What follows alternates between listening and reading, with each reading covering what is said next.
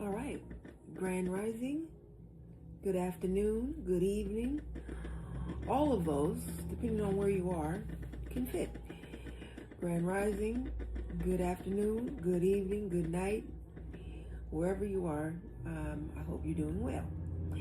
Today is Storytime Sunday, and Storytime Sunday is when we have one person tell one part of their story as it pertains to foster care and adoption, and not their entire life story, just one part of it. Tapper book. I do have the book here. I think I'll add it when we get a kind of a full house. Otherwise, I'm just holding it like this for what feels like for no reason anyway. I don't know. I mean, I guess I could do that. It's all right. But I think it's been kind of working out a little better to add it a little bit later, but I don't know. All right, so Storytime Sunday is where we get a story time from a team member, a member of the Wildflower team, and just part of their story. So I want to give it a few minutes to see if there's someone who wants to come in to share their story. Hey, Victoria, welcome in. And someone who hasn't done it before, because I'm trying to get everybody a chance to get their first time done before we circle back to folks who've done it already. Yeah, so the person that was supposed to go today is not available. But anywho. So yeah, we haven't been live very long, but thank you for the repost. I appreciate you big time. It was Joe. Thank you so much for the shares. You know, it makes a big difference. So yeah, it's so important for us to be able to share our stories to people who are genuinely interested and care, because it is only through listening to former foster youth and adoptees that the real change will happen. That's the only way the real change is going to happen.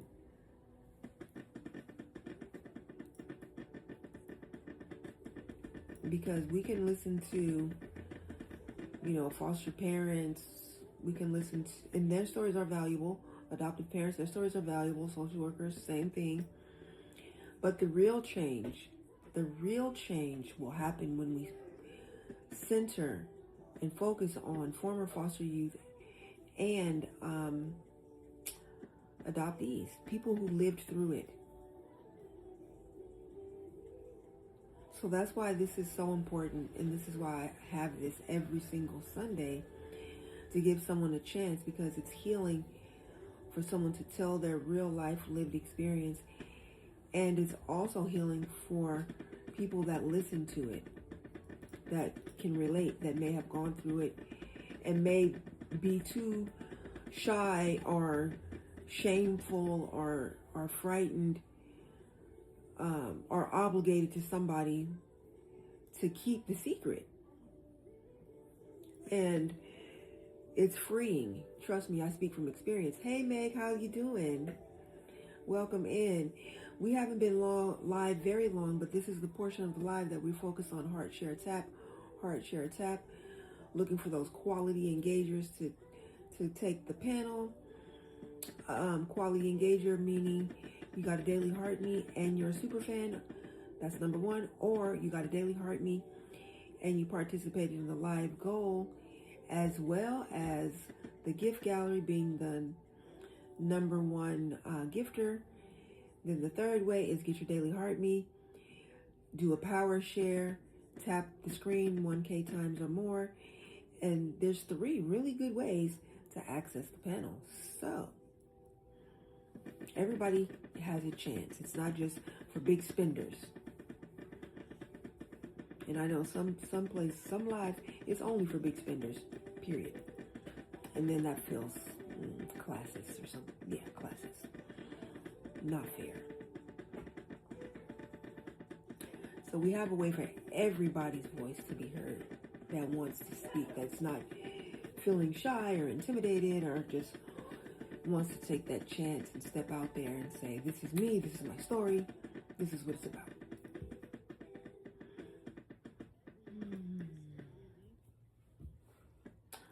Okay.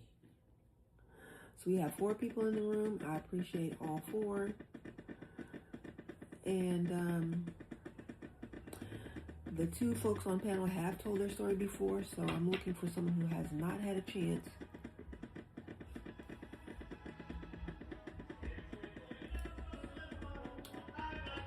That is a great question, Meg. Do you want to tell your story at all? Put it in the chat if you are interested, if you want to share some small portion of your adoption story, whether that be how I got adopted or coming out of the fog or reunion, something like that. I think I maybe could handle that today. Really? Okay, cool. Let me check you. Wow. Okay. Let me check your stats and then bring you right up as the speaker. I think that's a way to yeah.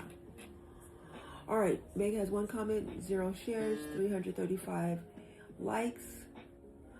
But that is okay. We're going to bypass that because Meg might be ready to tell her story.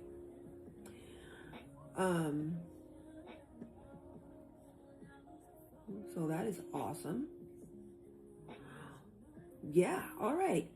Ian, I'm going to drop you from the panel and bring Meg up because I only want our storyteller on the panel. All right.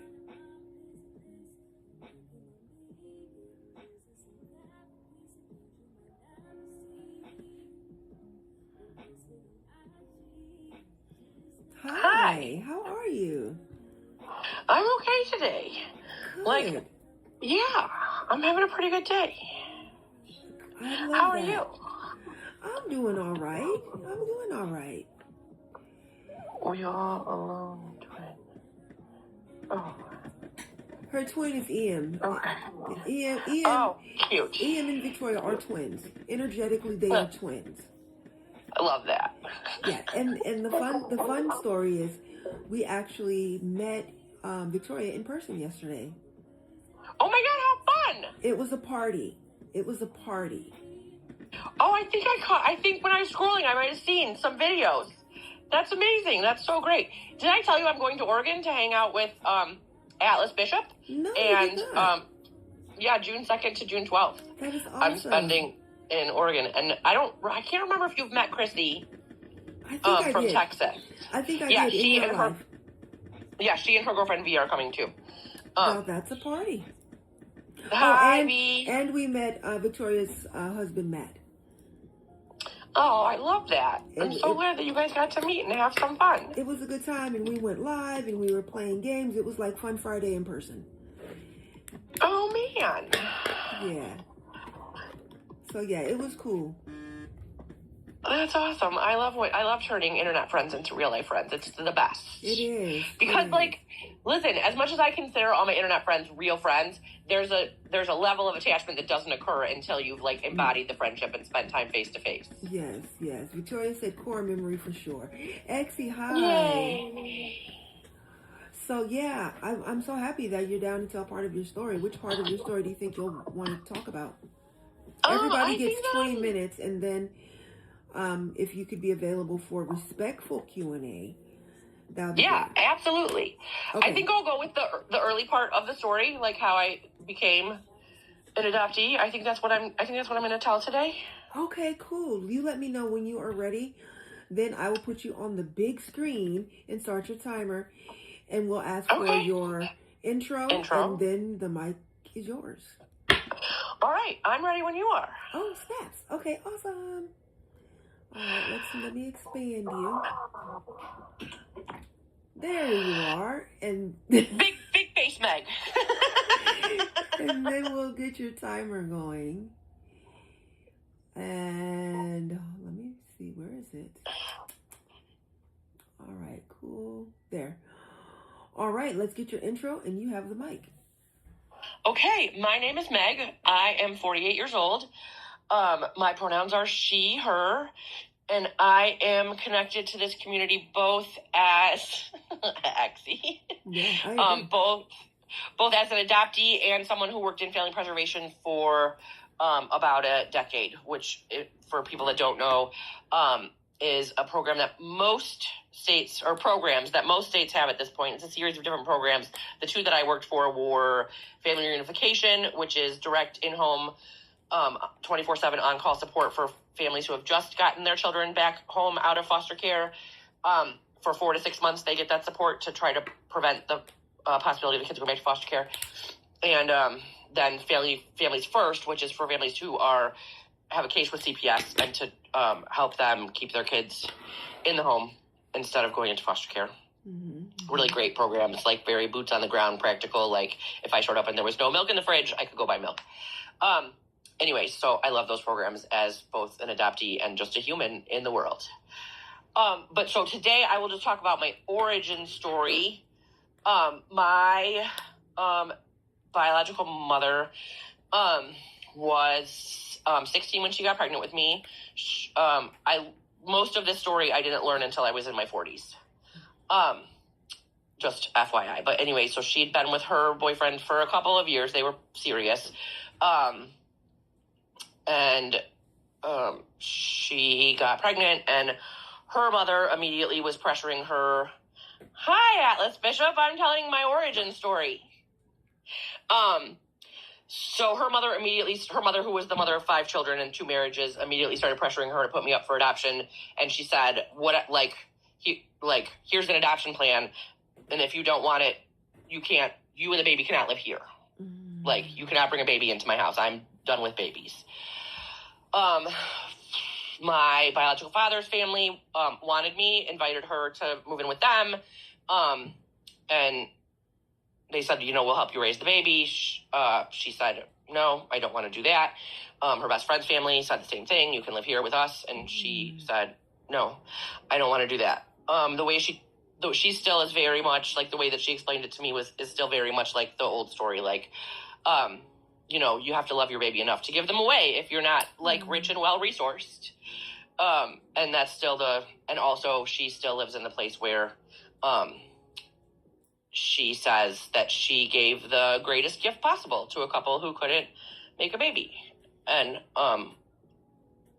I happen to identify as a human, not a gift. Anyway, so she ended up going with the adoption plan through Catholic Social Services.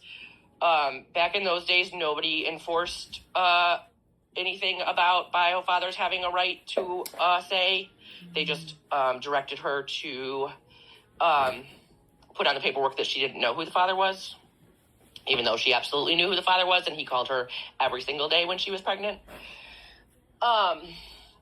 And so she turned, I was born January 12th. She turned 17 on December 30th. Right, gifts can be returned. Good point, Joanna. And I know now that she didn't hold me or even she didn't look at me. I was literally pulled from her birth canal with forceps and taken directly to the nursery. I don't know how long I was at the hospital, and I don't know who I was placed with first, but I was placed with another family before the family who kept me.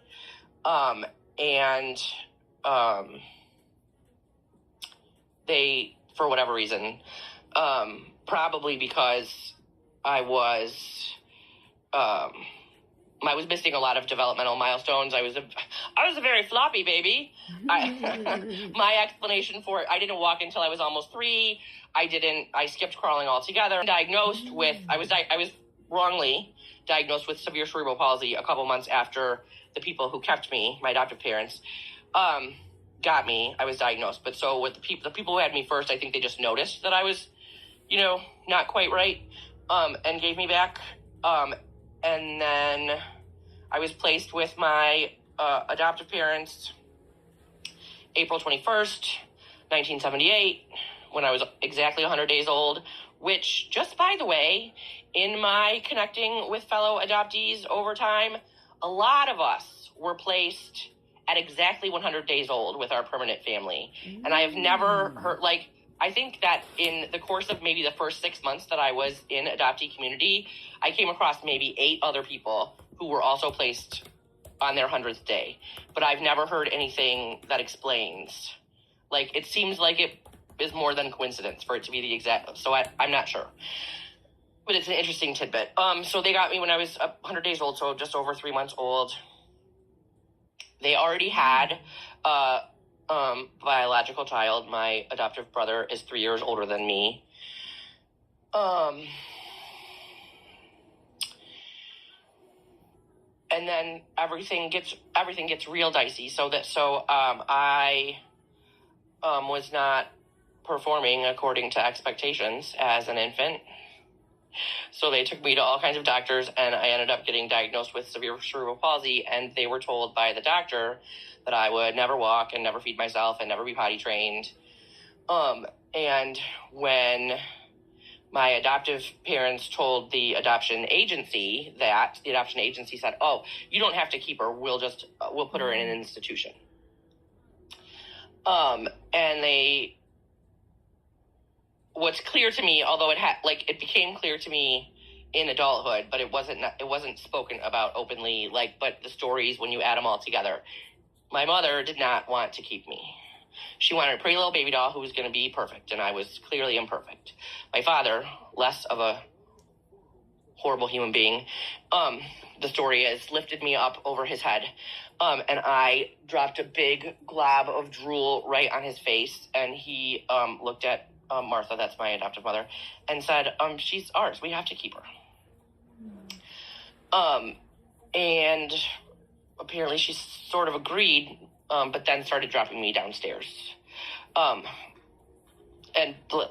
that the story gets so convoluted here. So at one point after the diagnosis, obviously my adoption wasn't finalized yet. My adoption wasn't finalized until after I learned to walk, so I was about 3, because my adoptive family kept getting investigated, especially my adoptive mother, for abusing me, because I had bruises every time they visited, and there was also, she got me down the stairs, and they weren't able to keep that a secret, but what they did instead is make up this very detailed story about how the house was haunted, and a ghost had pushed her. And so what Catholic Social Services did in their attempt to ensure my safety, apparently, is they said, "Okay, well, if you're living in a haunted house that makes a ghost push you so that your baby falls down the stairs, you're going to have to move into a different house before the adoption is finalized." Mm-hmm. And if a ghost pushed you, why the F didn't you fall too? Anyways, so then the stories are thus. The stories of my infancy are thus: that my brother used to pull the blankie off my stroller when strangers passed by us if we were out on a walk and say, "Look at my baby sister. Isn't she cute? We bought her from a big red building." Oh, wow. And I heard that story. And that was cutesy. Weekly for my entire childhood. And I also heard the story of the haunted house and being dropped down the stairs at every dinner party that they had, which was a lot. It was the funny story, and it always ended with, "But it's okay, she was such a fat baby from not moving around that she bounced and didn't get hurt." And so that was a story that was told repeatedly, and everybody laughed about it. And for the large portion of my childhood, a little bit into my adulthood, I was sort of trained to also tell that story as if it was funny. Mm-hmm. I don't find it funny anymore. Mm-hmm. But it is so, do you know how sometimes when people feel guilty for something, they over talk about it, they tell the lies over and over and over again. And so I heard all the time, all the stories of how many times that they got investigated because I had bruises on me, whatever. And the story always was, "But she was so clumsy." And it's not because I was abusing her. She was just a clumsy kid, but I didn't learn how to walk. until after the adoption was finalized, and the day before the adoption was finalized. Like I walked, that's part of the story, is that I walked down the aisle of the courtroom on adoption day.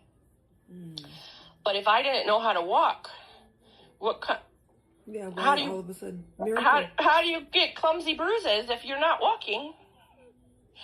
So like Catholic social services I can imagine, having been a social worker and known a lot of social workers, I wouldn't have ever said this to myself about any child, but like I think they said to themselves, like, well, she's so very handicapped that it's probably a better idea to leave her with these people who are maybe doing terrible things to her. That's still probably better than an institution. And I'm pretty sure that they, because of my misdiagnosis, got paid for my entire childhood, while treating me in kind of fucked up ways. Like, there are ways in which I was super privileged. I got to go to summer camp every summer. I went to private school. I lived in a safe neighborhood. My favorite juice was always in the fridge, and my favorite cereal was always in the cupboard, and my closet was always full of clean clothes. And also I was sometimes locked in a closet and dropped downstairs, and frequently,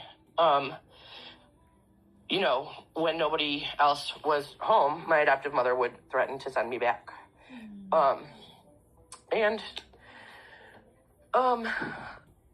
think I was supposed to talk for like 20 minutes, but I think that's about all of the story that I'm able to tell today without, so if you want to move on to the Q&A, I feel ready for that. Okay, that's fine. Is that okay? That's fine. You had 8 minutes and 20 seconds left, but that is all right. I will stop this timer and start a 10-minute timer for your Q&A. Respectful Q&A, heavy on the respect. All right, the floor is open for Q&A. What else was I going to say? Yes, thank you for sharing, Victoria said. I too. Thanks for listening, everybody. Did all that. Thank you for sharing. Joanna said, so proud of you for speaking your truth. Yes. Victoria said, you are loved by me always. Agreed. Thanks, Care Bear, you just missed Meg's story, her origin story. And we are in the Q&A portion of it. Exie said, thank you for sharing, hon. Yes. Thank you guys for listening. No problem. I'm glad you were ready. I don't know why Meg just today dropped something. What? I don't know. Joe said, look at your smile. They couldn't steal that from you, right? They couldn't take those dimples. I notice it every time. My adoptive grandmother, by the way, I had the other privileges that I had. I had two adoptive grandmothers who were really good to me. Okay. And they are probably the reason that I survived my childhood. Mm-hmm. And one of my grandmothers used to tell me that my dimples were where the angels kissed me before they sent me down from heaven. Oh, nice. I like that. Let's see. Thanks, me. You're very sweet. Yeah. Oh, so my question is, when did you find out you were adopted, or did you just kind of always know? Or do you remember a conversation? Because I was the dinner party entertainment. And the story of them adopting me, I don't remember being told. It was always it was constantly talked about. So I don't remember the moment that I was told. I always knew. So, I mean, that's also a bright spot in my story, is that I didn't. Yeah, you're not. It was never a secret. You're not an LBA. Okay. Yeah, I'm their hero story. That they kept me even though I was supposed to be a vegetable. Aren't they so great? And they're here. That's probably it's still the story they tell at most dinner parties. I just stopped showing up to the dinner parties. Awesome. And then another question I had was about, so it was only you and your adopted brother? You didn't have any other siblings?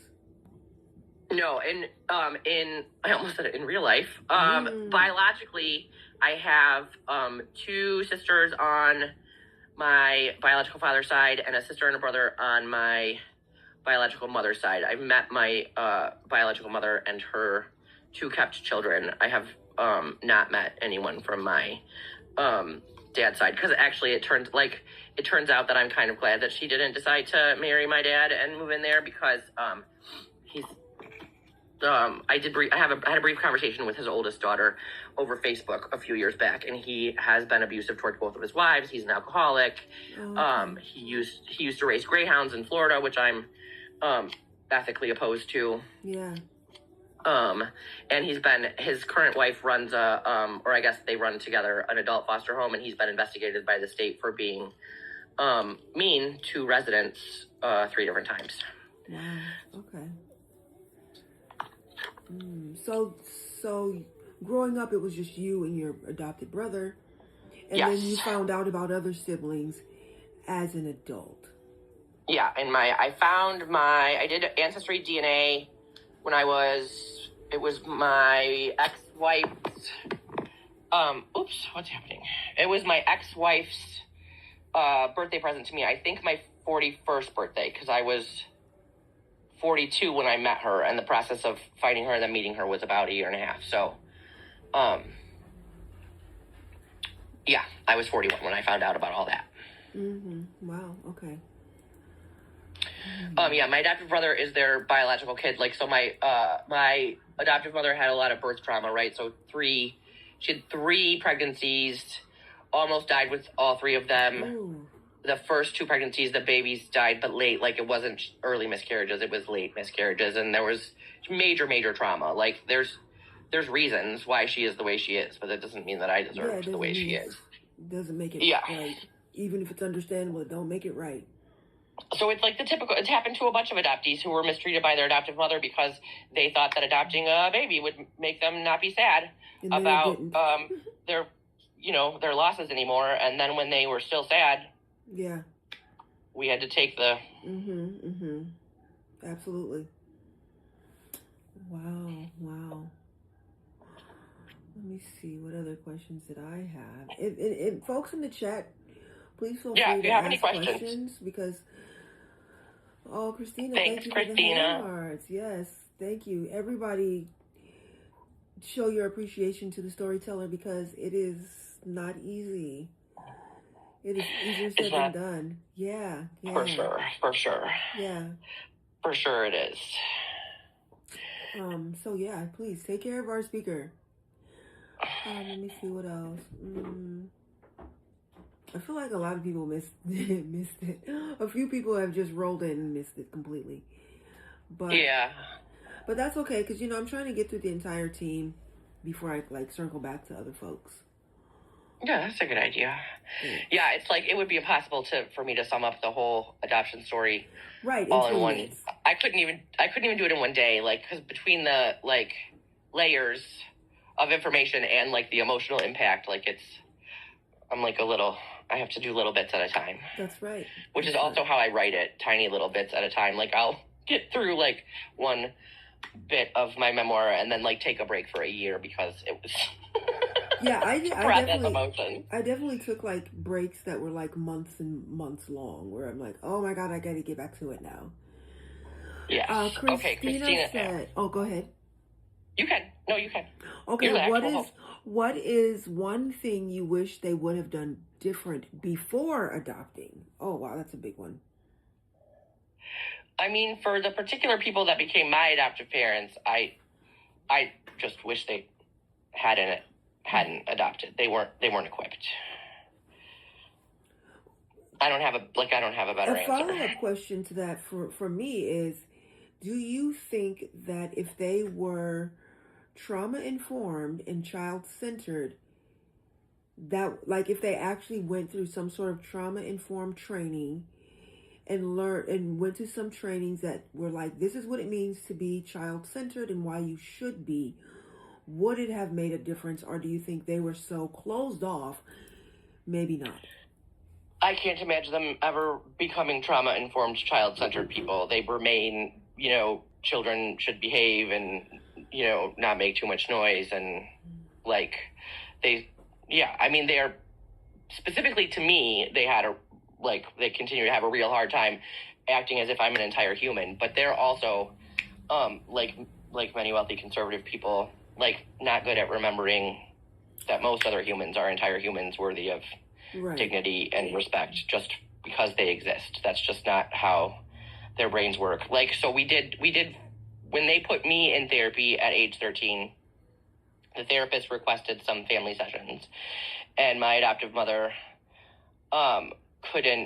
she didn't even make it through one session. Like, the therapist looked at her as we were discussing, like, whatever, the most recent blow up or whatever, and the therapist looked at her and said, Martha, do you think it's possible that sometimes when you're speaking to Megan, you sound more angry than you feel? And she, like, huffed and puffed and stormed out and slammed the door.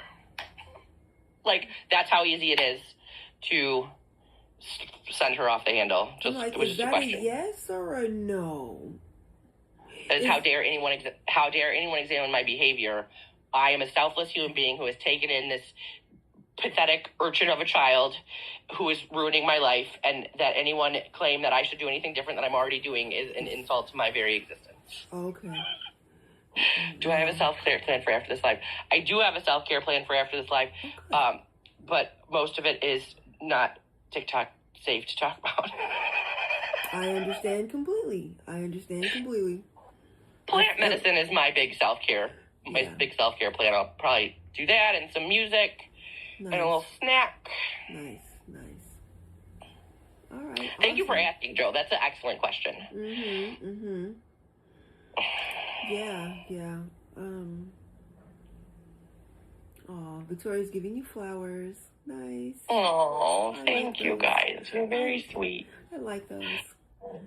It's been so, like, when I first found Adoptee Community, I was sharing my story quite often, and I realized through therapy that I was frequently, like, self-triggering, and so I've been in the process for the last couple of years of figuring out, like, you know, what my boundaries are around this stuff, and it feels good to have shared again in a place where it feels safe. Awesome. I'm glad.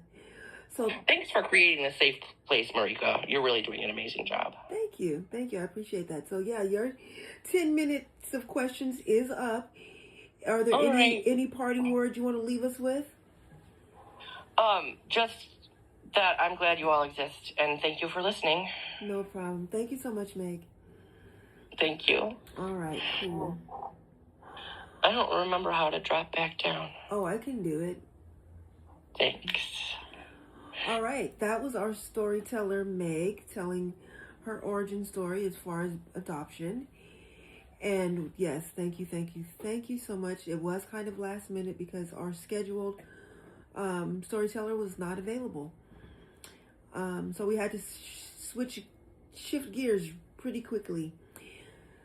But it is so important for us to be sharing our stories. It's the only way we're going to change the system. It's the only way we're going to improve the system is by getting people to hear and understand what the system really is about. Not this pie in the sky fantasy that people think it is.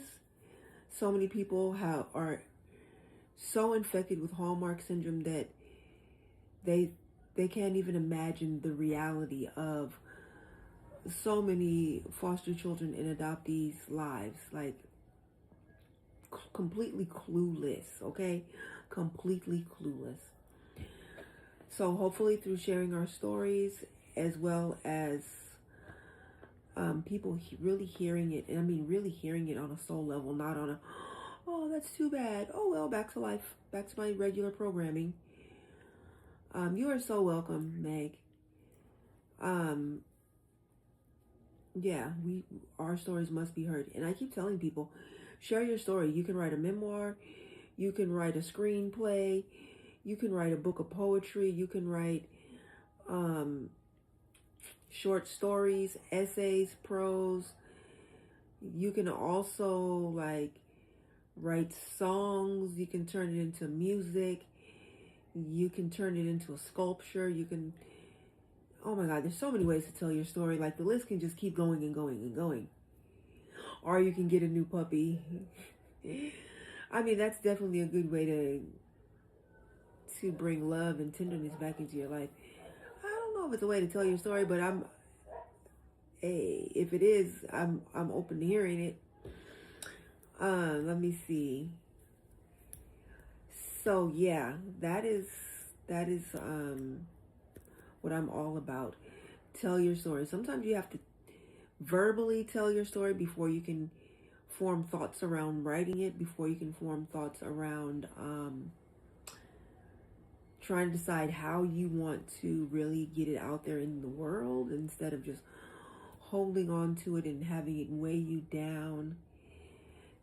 Because, sadness, depression, and grief and trauma is heavy. It's weighing you down a lot of times. And it's so freeing. It's like, oh, weight has been lifted off of my shoulders. I can float. I can glide. I can breathe. My lungs can expand a little bit more. And yeah, so I'm happy that we have this every Sunday. If you are interested in telling your story on Sunday, Storytime Sunday, hit my inbox and let me know. If you want to tell just 20 minutes of your story as it pertains to adoption and foster care, hit my inbox and let me know so we can get you on the calendar, so we can get you scheduled. It is so important. Like, I cannot say it enough. It is so important. And I didn't even realize that until I did it myself. I am an experiential learner. Let me see, Marika, I'll get with you to book another Sunday. Okay, sounds good, Joe. I'm an experiential learner. Yeah, it was like, it kind of kept going. But, hearing about it is one thing. Like, okay, I believe you. But it's not until you actually do it that you get to experience the relief, the weight lifted, even if it's slightly for a moment. It's not a one-time event for sure, but there's healing there. There really is. So let's see. We have been live for 52 minutes, almost 1 hour, which is awesome. We've had 65 viewers, 0 new followers, 7 gifters. This live has made 32 cents. We have 18.8K taps. Joe said hugs all. And 499 shares. Not bad. Joe said, okay, must go because chaos, the new pup wakes up. It's a race to the yard. Yes, that is potty training. Soon as you wake up, we are going outside so you can get this right and we can celebrate. That is fantastic. I'm looking forward to seeing pictures of this little chaos and video. Yeah, isn't that the cutest name ever? I'm pretty sure it fits too. Hi, Exie, welcome in. I didn't say that before, and I should have. Oh, and Alana, welcome in. So we just heard the remember this is Storytime Sunday, so we just heard Meg telling her story, and we had some Q&A, which was fantastic. And we're going to keep this going every Sunday. If you are interested in telling a portion of your foster care and or adoption story, and this goes for former foster youth and adoptees and foster parents, because foster parents need to talk about how they became foster parents and what made them want to get involved and all of that, as well as adoptive parents, same thing, as well as social workers. They have a story to tell too about why they became social workers or why they stopped being a social worker. I have spoken to people at the beginning of their social work journey as well as at the end. Like I'm retired or I quit because it was horrible, or and everything in between. So Storytime Sunday is for everybody within the system constellation. So yeah, I'm happy about this.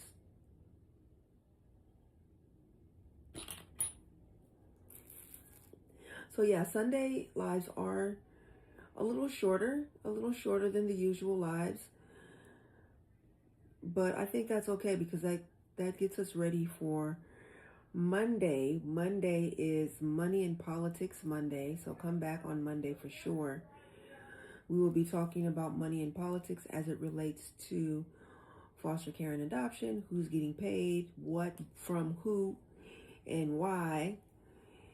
And of course, whenever there's money involved, political things are get involved too. So we'll be talking about that as well tomorrow, Monday. Yeah. All right, let me see. Let me just scroll through the chat, see if there are any questions, comments, concerns regarding Storytime Sundays. Let me see.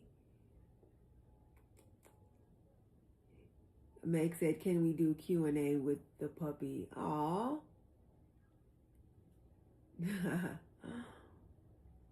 I hope so. I hope when she does her story time, we get to meet the little guy. And you know, I'm about to be rushing to her page to see if there's pictures and videos of him up already. That is for sure. Because this animal lover right here, yeah. Every time you see me, there's an animal close by. This is Frederick.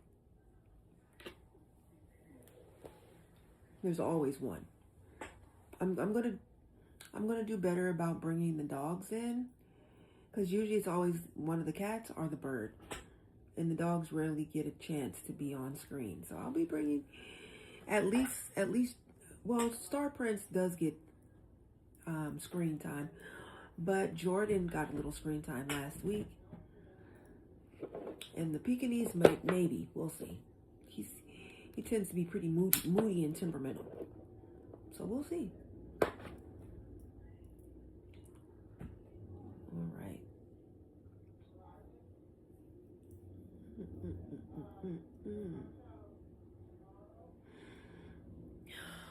I guess I can talk about Pepe and Copper and Snowball. We adopted them. Oh, nice. Yeah, Pepe I know is a cat. Copper and Snowball, I know you have a dog. I'm getting confused right now. I apologize. I'm getting it confused with the who's. All right.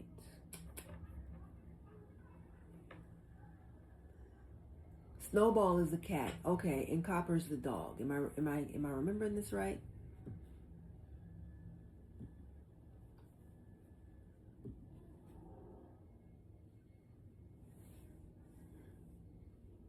I hope I'm remembering this correctly.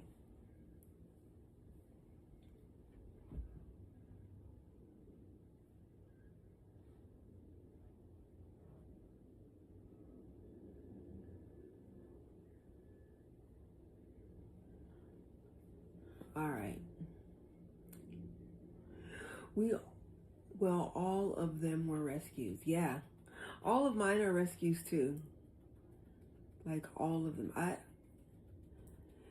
No shade or anything against anybody else, but I know for a fact I've never gotten an animal from a breeder. My husband bought me the tapper. Yay! It is working. Yay! Awesome. I love hearing that. It does make a big difference. It helps you avoid flat thumb syndrome. That's what Joey talks about, flat thumb syndrome. That's fantastic. I love it, love it, love it. Everybody needs one. You're like, what's a tapper? It's this. It's in our showcase. Grab you one. I believe it's $2.99. Free shipping. Make sure you get the one that's cordless. Yeah. All right. All right, so I think this is a good place to end. We have been live for 1 hour. We've had 69 viewers, 0 new followers, 7 gifters. If everyone here can disconnect and reconnect, if you know what I'm saying, that would be awesome. That way I will be able to have 5 new connections each live, or at least for this live. So disconnect and reconnect. That would be awesome while we are listening to our exit song. And yeah, I'm going to look for our exit song and call it a night. We have came, we've enjoyed story time, and yeah, we can end a little bit early and be well rested for Money in Politics Monday. Hi Alyssa, welcome in. We are just about to end. For the folks that haven't heard, my name is Marika Goolsby. I am a former foster youth and adoptee. I was adopted out of the foster care system. What did I do with it? I wrote my memoir about my time in care, which I just had close by to show y'all. Oh, here. The cat. The cat did it. All right. I wrote my memoir about my time in foster care and adoption, and it is available in the TikTok shop and anywhere else books are sold. And it is part of the reason I know from experience how important it is to tell your story, which is why we're having story time Sundays. And yeah, come back tomorrow if you can. If you're not going to stay and listen to the song, live your wild and wonderful life because you deserve it.